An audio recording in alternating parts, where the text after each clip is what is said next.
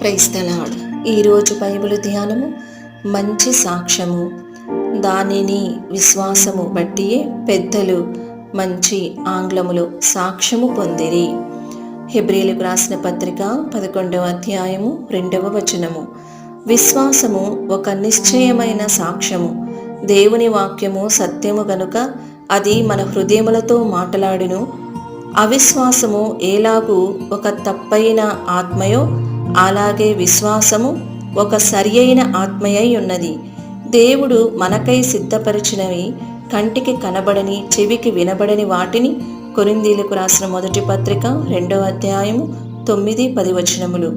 విశ్వాసపు ఆత్మ ద్వారా చూడగలుగుచున్నాము. మరోవైపు సాతాను మనకై సిద్ధపరిచిన వాటిని వ్యాధి, బాధ, కలవరము, దురవస్థ, దుఃఖము మొదలైనవి చూచుటకు అవిశ్వాసపు ఆత్మ మనలను ప్రేరేపించుచున్నది.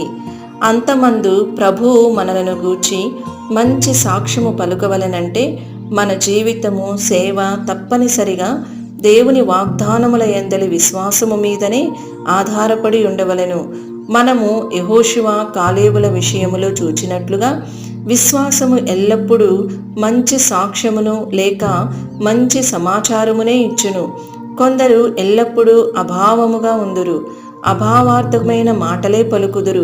అవిశ్వాసముతో నిండిన ఆ వేగులవారు అమోరీయుల పట్టణములను గూర్చి అవి ఆకాశమునంటూ ప్రాకారములతో ద్వితీయోపదేశకాండము 1వ అధ్యాయము 28వ వచనము ఉన్నవని చెప్పిరి.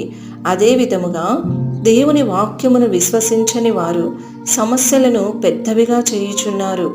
అయితే పౌలు గారు క్షణమాత్రముండు మా చులకని శ్రమ, కొరింథీయులకు రాసిన 2వ పత్రిక 4వ అధ్యాయం 18వ వచనము అని చెప్పిరి. ప్రియ దేవుని బిడ్డ, భూమి మీద నీ జీవితపు పని ముగించబడిన పిమ్మట దూతల ఎదుటను ఇతరుల ఎదుటను నీ జీవితాంతమందు దేవుని యొద్ద నుండి సాక్ష్యము పొందగోరుచున్నావా?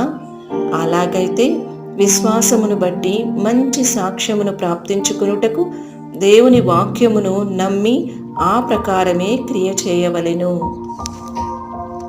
ఈ వీడియో యొక్క పూర్తి స్క్రిప్ట్ కావాలంటే దయచేసి డిస్క్రిప్షన్లో చూడండి. ఈ వీడియో ఆంగ్లము మరియు హిందీ భాషలలో కావాలంటే ఛానల్ను సబ్స్క్రైబ్ చేయండి మరియు వీడియోలను క్రమంగా అనుసరించండి. Praise the lord.